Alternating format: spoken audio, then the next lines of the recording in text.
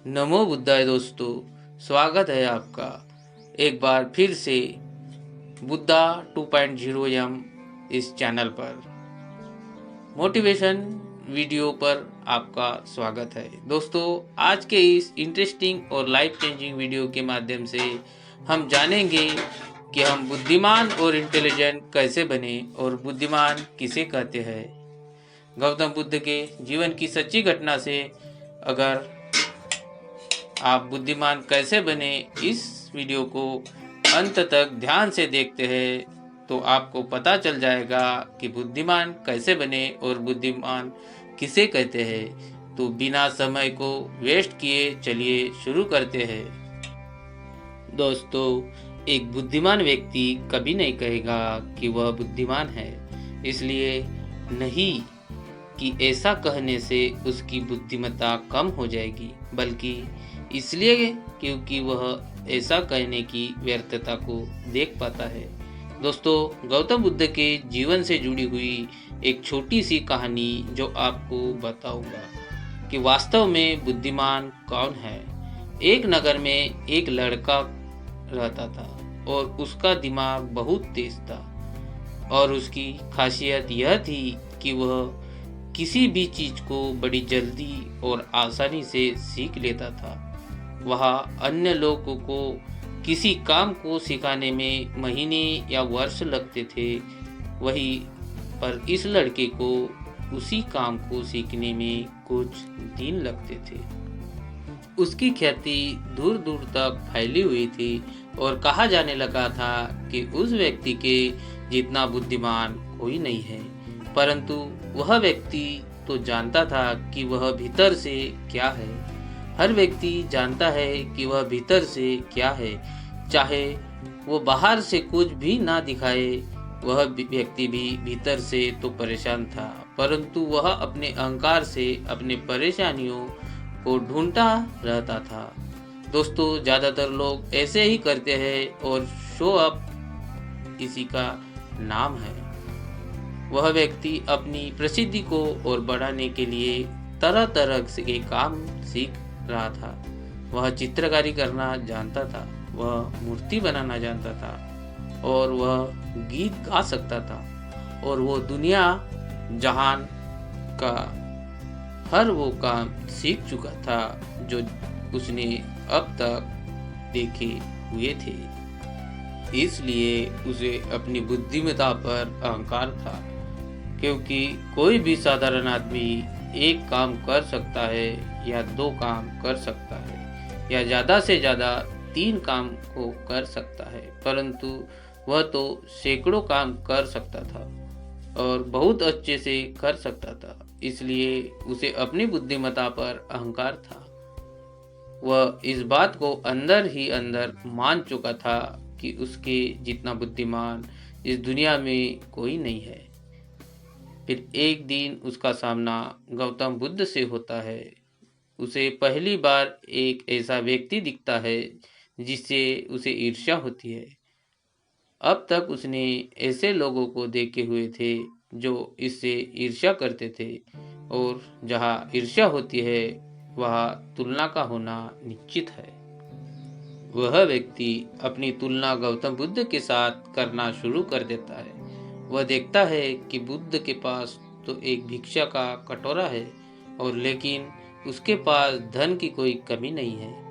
बुद्ध के वस्त्र तो साधारण थे, परंतु उसके वस्त्र बहुत कीमती है।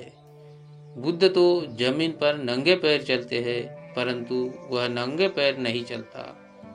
इसी तरह से वो आदमी सैकड़ों चीजों से अपनी तुलना गौतम बुद्ध के साथ करने लगता है, परंतु हर तुलना के बाद भी वह पता है कि उसकी ईर्ष्या बुद्ध के प्रति 1% भी कम नहीं होती है।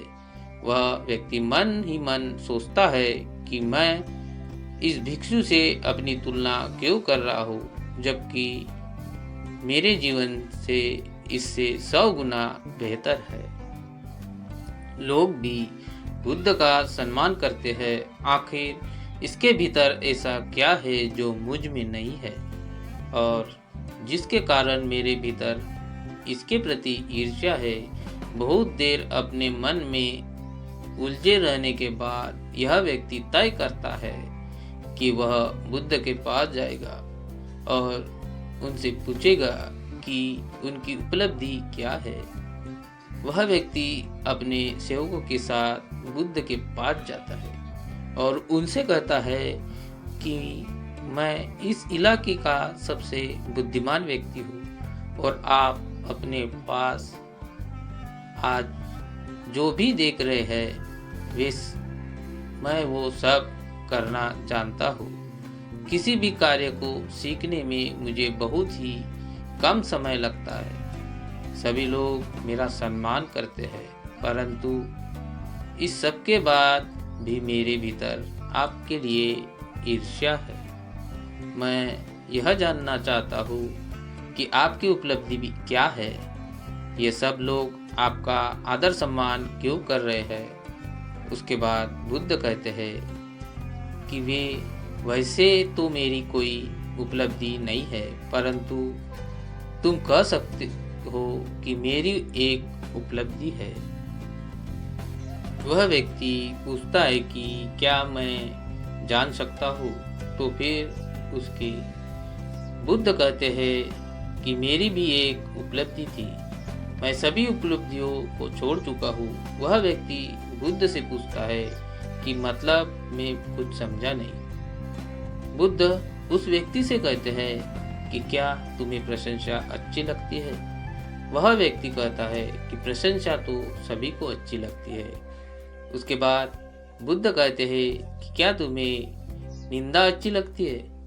तो वह व्यक्ति कहता है कि भला इस दुनिया में कौन है जिसे अपनी निंदा अच्छी लगे। उसके बाद बुद्ध कहते हैं कि जो तुम्हें अच्छा लगता है और जो तुम्हारा बुरा लगता है, मैं इन दोनों से भी ऊपर उड़ चुका हूँ। ना मुझे निंदा सताती है और ना ही मुझे अपनी प्रशंसा प्रसन्न करती है। बस यही अंतर है तुम में और मुझ में। और उनके बाद वह व्यक्ति बुद्ध से कहता है कि परंतु यह कैसे संभव है। बुद्ध मुस्कुराते हैं और उस व्यक्ति से कहते हैं कि तुमने सैकड़ों काम सीख लिए, लेकिन एक सबसे जरूरी काम को तुम सीखना भूल गए। वह व्यक्ति बुद्ध से पूछता है कि कौन सा काम बुद्ध।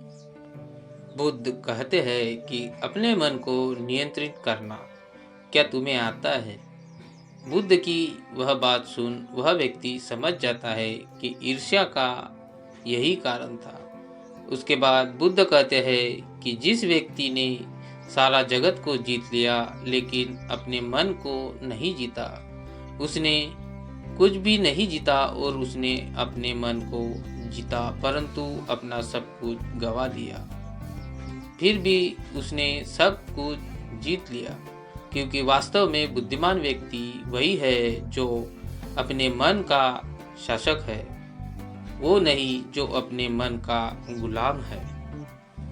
गौतम बुद्ध के इन शब्दों को सुन उस व्यक्ति का अहंकार टूट जाता है और वह व्यक्ति बुद्ध से कहता है कि क्या आप मुझे अपने मन को जीतना सिखा सकते हैं। बुद्ध कहते हैं कि अवश्य सिखाएंगे, परंतु मैं तुम्हारी सभी उपलब्धियां छीन लूंगा। फिर उसके बाद वह व्यक्ति बुद्ध से कहता है कि मैं तैयार हूँ। उस दिन से वह व्यक्ति ध्यान करना शुरू कर देता है, क्योंकि ध्यान से ही वह तरीका है जिससे आप अपने मन को अपने वश में कर सकते हैं। दोस्तों, अगर आप ध्यान क्या है और ध्यान से कैसे करना चाहिए, ये अनगिनत फायदे के बारे में जानना चाहते हैं तो आप हमारे अगले वीडियो की राह देख सकते हैं। हम अपना अगला वीडियो ध्यान कैसे किया जाता है यह बताएंगे।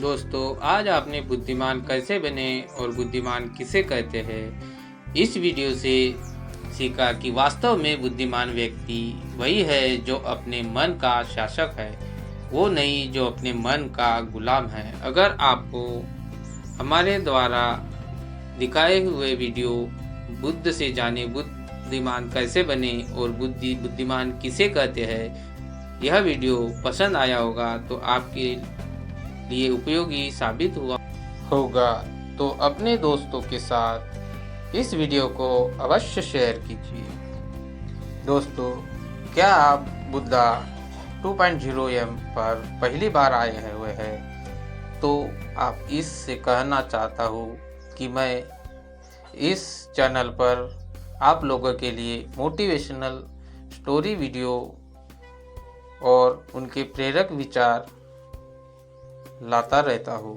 हिंदी में लेकर आता हूँ। इसलिए आप हमारे चैनल को सब्सक्राइब ज़रूर करें ताकि हमारे चैनल पर नए वीडियो पब्लिश होते रहते हैं, इसकी सूचना आपको पहले मिल सके, इसलिए बेल आइकन प्रेस कर देना।